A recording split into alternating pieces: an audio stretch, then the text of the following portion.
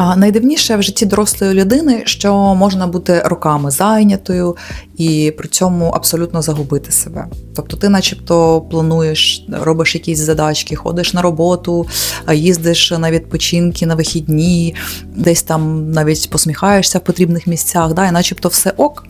Але насправді ти задаєшся питанням, а де взагалі в усьому цьому я? І правда в тому, що контакт з собою, він не зникає різко, да? Тобто він не йде, грюкнувши дверима, як ваш колишній. Він поступово затихає, да? Тобто через перевтому, через там нашу звичку терпіти, це совкове, спочатку все інше, да? А потім вже я. Це дуже насправді іноді буває важко зрозуміти, чи цей контакт він налагоджений, да, через якраз цю призму цієї зайнятості. І саме тому я підготувала для вас це відео, де ми розглянемо такі 5 основних ознак, що ви могли втратити контакт із собою. Тобто не для того, там, да, щоб поставити якусь чергову галочку до ваших проблем по типу тривожності, там, перевтоми. Ні, а для того, щоб зрозуміти, як ви зараз почуваєтесь, чи відчуваєте ви себе, що ви наразі хочете. Тому що, як ми всі знаємо, не буває таких великих трансформацій, так, коли ми прокинулися на наступний ранок і ми вже зовсім інша людина. Ні. Весь процес відбувається поступово. Тобто день за днем ми робимо невеличкі кроки до себе. І насправді ось тут буде такий момент, напевно, коли багато хто з вас пізнає себе. В будь-якому випадку себе я впізнала одразу, бо колись я була на цьому місці. Отож, ознака перша – це коли ви в першу чергу питаєте, а чого від мене хочуть? Коли ви замість того, щоб спитати, що я насправді хочу, ви більше орієнтуєтеся назовні. Ви задаєте собі такі питання в першу чергу, як так зробити, щоб не створити конфлікт, наприклад, на роботі там, чи вдома, там, я не знаю, зі свекрухою, з дітьми. То це процес такий, коли ви в першу чергу орієнтуєтеся на те, що думають інші люди. Да? Така от цибулинка, яка має такі слої, і там кожен з цих слоїв – це, наприклад, голос батьків, там, який звучить в вашій голові, перший, там, потім там, якісь на роботі колеги, начальники, потім там, ваша чоловік, дружина чи діти, і тільки потім там десь дуже далеко ви можете почути свій голос. А іноді вам настільки вже весь цей хаос набрид, що ви просто вже і не йдете туди. Виходить так, що ніби рішення є, реакція є, а вас в цьому майже немає. І це дійсно більше, напевно, через звичку нашу, і так, як нас виховували, да, що треба в першу чергу робити все так, як треба, а не так, як я хочу. Треба в першу чергу дивитися, ой, а що ж там скаже якась там тьотя Галя, сусідка, да. І саме цікаве, що з однієї сторони, да, це може виглядати начебто як зрілість, там, адаптивність, м'якість, через те, що ви хочете йти на компроміси, да, тому що компроміси – це, в принципі, така велика частина життя, да, ми всі живемо в соціумі, але підступне в тому, що зачасту ви можете це побачити якраз в таких маленьких дрібницях, да, не в якихось вагомих таких рішеннях, а саме тоді, коли, буває, ви себе запитуєте, що я хочу сьогодні поїсти, да, і такі сидите і типа начебто у вас вже і 3 дипломи є, да, і куча робот, і ви такий весь важний дядька, але відповісти на це питання ви не можете. Тобто, по суті, це просто банальна втрата звички, да, запитувати, а як я себе відчуваю, як я взагалі почуваюся зараз.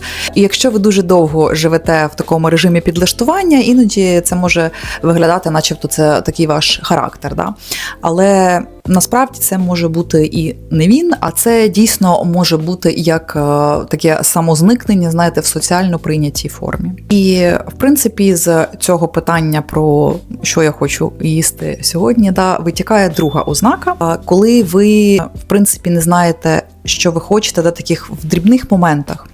Не через те, що вам там погано, да, ви не можете зорієнтуватися, що ви хочете, що ні наразі, а просто іноді буває так, що ви навіть вже і не знаєте, чи погано вам, чи вам добре, тому що ви просто-напросто втратили цю звичку, да, прислуховуватися до внутрішніх цих сигналів, до власних відчуттів. Нервова система, вона перевантажена. Контакт можна порівняти з м'язом. Да?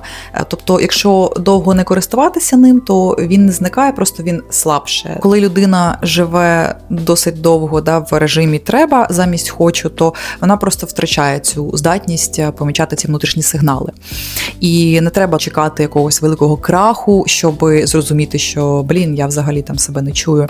Достатньо просто запитати себе, да, такі банальні питання. Наприклад, зловити себе в моменті, що я хочу саме зараз, що на сьогоднішній день там мене виснажує, від чого мені добре, розуміти свої кордони, да, де ви кажете, де вам краще сказати так, а де ви знаєте, що вам треба сказати ні. Ознака номер 3 – це коли вас нібито просто все і всі вже навколо дістали, але насправді причина не в цьому. Тому що інколи оця втрата контакту з собою, вона маскується саме під усі навколо дістали. Да? І ми зараз, жінки, не говоримо про ПМС. Коли ви розумієте, що просто ви просинаєтесь і на вулиці немає сонця, вам прийшла смс-ка якась, ви стали не з тої ноги, люди в маршрутці всі вас бісять, всі штовхаються, коли просто кожна секунда кожного дня, вона наче ад для вас. Тому що коли у людини є цей контакт з собою, вона може в моменті зловити себе і запитатися, наприклад, а що я зараз відчуваю, мені зараз потрібна пауза, напевно, трошечки я перевантажилася. Або так, мені цього забагато, цих задач, напевно, я поговорю, перенесу це на завтра. Тобто у людини є такі чіткі кордони, коли вона може, їй дають якусь ще роботу, завантажують, або хтось щось питає, хтось її зве погуляти, і вона знає, що, я зараз втомлена, я не хочу, або я просто не можу. І вона говорить такими ж словами, що я зараз не можу. А не маскує це під тим, що, давай, підемо, давай я все зроблю, давайте мені це що завгодно. Тобто ви можете бути і перевтомлені, насправді, злі, або якось погано себе почувати, і насправді просто навіть про це не здогадуватись. Тобто це коли тіло і психіка вже знають, що вам погано, а ви на фоні маскуєтесь за цим всім, що навколо вас відбувається, і звинувачуєте усіх в вашому поганому настрої. І іноді хтось може сказати, оце вона така сучка, Галя чи Катя. Ви можете подумати, реально, може я така погана людина, але ви настільки перезавантажена, що просто відчуваєте ж такий, голод по собі. Тобто, коли цього контакту немає, все накопичується всередині, і воно виходить такими, дивними хвилями назовні. Ознака номер 4. Я б сказала, що це така одна з найважливіших ознак. Ви постійно зайняті чимось, але всередині взагалі не відчуваєте себе живими. Тобто, начебто, список справ є, нотатки є, галочки ставляться, все робиться, все чудово, але вам здається, що ви, нібито не живете, а просто якось так обслуговуєте це своє існування, проживаєте просто, наче все проходить повз. Начебто і хотілося б порадіти, але ви настільки перевтомлені, настільки себе не чуєте, що просто все проходить ось так, повз вас. І це насправді дуже виснажує, тому що іноді просто ця зайнятість, вона продається як доказ якоїсь нашої значущості. Ми щось робимо для себе, для цього соціума, але насправді, якщо заглянути всередину, і у вас просто немає такого відчуття, що ви прикинулись, побачили сонечко, і сидите і ловите цей момент, кайфуєте, або ви виходите на вулицю, і вам сподобалось, як хтось виглядає, ви підійшли, зробили комплімент, або просто ви застили в моменті, я не знаю, пролітає пташка, ви тримаєте цей стаканчик кави, і ви наче сфокусувалися на цьому моменті, відчули такий романтик і просто кайфанули від цього.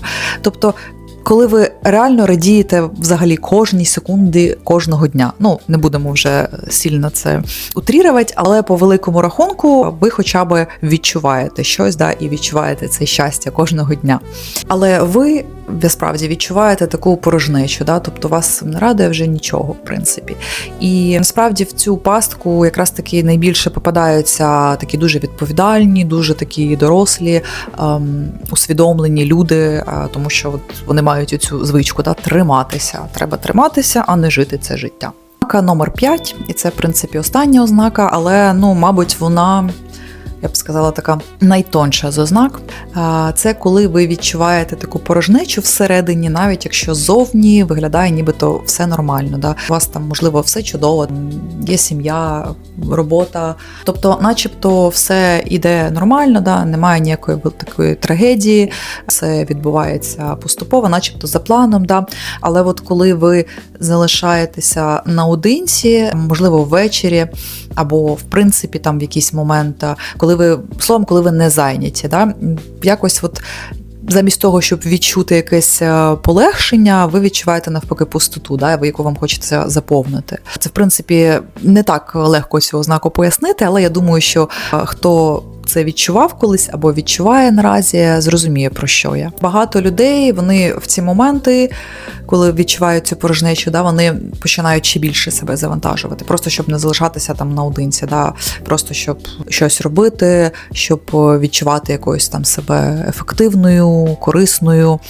І це означає, що, можливо, вам вже давно потрібно повернутися до себе, до свого внутрішнього контакту і все ж таки почути свій голос і не маскуватися цією своєю зайнятістю. Якщо ви впізнали себе хоча б в одній, двох або трьох ознаках, це не привід лякатися. Я там була, я знаю. Контакт з собою – це не якась кнопка, да, яку там, якщо раз вимкнули, все, ти не зможеш її включити заново. Це така дуже поступова робота, його можна відновити повільно. І не треба оцієї, знаєте, токсичної ідеї, що, от з понеділка стану просто новою людиною. Такого не буває, да? Ми всі знаємо, в тому числі і в відновленні контакту з собою. Все робиться поступово, просто треба іноді зупинятися, давати собі час, запитувати себе, що ви відчуваєте, де ви себе зраджуєте, де ви можете сказати ні, відмовитися, там, не брати якусь зайву роботу, якось не уступати, якось будувати якісь кордони. Тобто все потрібно, щоб було в гармонії. І якщо вам близькі такі теми, такі розмови, то підписуйтесь, тут не буде ніякої магії, тут все без пафосу, без успішного успіху, тут просто все по-справжньому, по-реальному, про внутрішній стан, про повернення до себе. І якщо також ці ознаки, які ми вище обговорювали в цьому відео, ви побачили у собі, то обов'язково не пропустіть наступне відео, у якому я буду розбирати, як краще і поступово відновити цей контакт з собою, не через насилля, да, через повільні поступові дії, з виставленням правильних пріоритетів, кордонів, і щоб ви нічого не втратили, а навпаки почали жити це життя в радість та задоволення.